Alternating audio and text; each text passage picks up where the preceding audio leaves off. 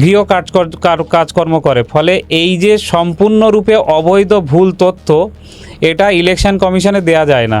প্রচুর বেনামি ট্রানজাকশান আছে, বেনামি প্রপার্টি আছে বিধায়ক প্রিয়াপালের নামে, এবং সেই বেনামি ট্রানজাকশানগুলো হোল্ড করছে তার মেয়ে।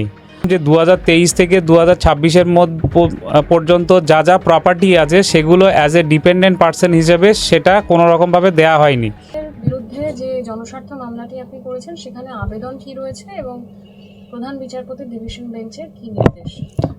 যেটা সাকরাইলের একজন বাসিন্দা, যিনি হাইকোর্টের একটা পাবলিক ইন্টারেস্ট লিটিগেশন ফাইল করেছেন, যার মেন বক্তব্য হলো যে 2023 থেকে 2026 পর্যন্ত তার যে ডিপেন্ডেন্ট হিসাবে তার মেয়ের নামে প্রচুর প্রপার্টি পারচেস করা হয়েছে। সেই প্রপার্টির ডিসক্লোজার ফর্ম 26 ইলেকশন কমিশনে যখন কোনো বিধায়ক ভোটে দাঁড়ায় তখন তাকে এফিডেভিট আকারে দিতে হয়।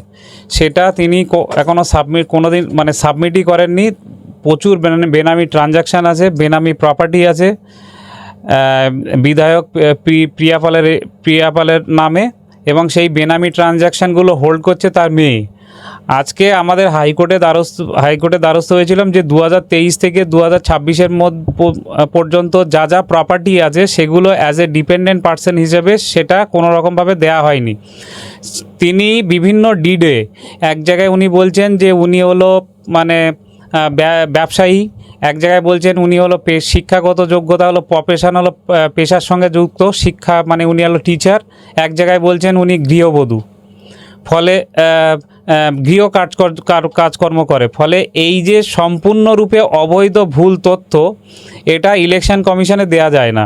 আজকে হাইকোর্ট যেটা ডাইরেকশন দিল ম্যাটারটা, যে এই পিটিশনের আবেদনকারী তাকে লিবার্টি দিল যে এটা ইলেকশন পিটিশন আকারে কোর্টের কাছে সাবমিট করার জন্য। আমরা ইলেকশন কমিশনের ইলেকশন পিটিশন পার্টিকুলার কোর্টে, যেখানে as per representative of people act অনুযায়ী যেভাবে এই প্রক্রিয়াটা হয়, এবং বেনামি ট্রানজ্যাকশান যেটা একজনের প্রপার্টি, বেনামি ট্রানজ্যাকশানটা হলো একজনের পয়সা দিয়ে অন্য কারুর নামে পারচেস করা, সেটাও আমরা ওই পিটিশনে অ্যাজিটেট করবো এবং আইনত যা যা ব্যবস্থা নেওয়া সেটা নেওয়া হবে।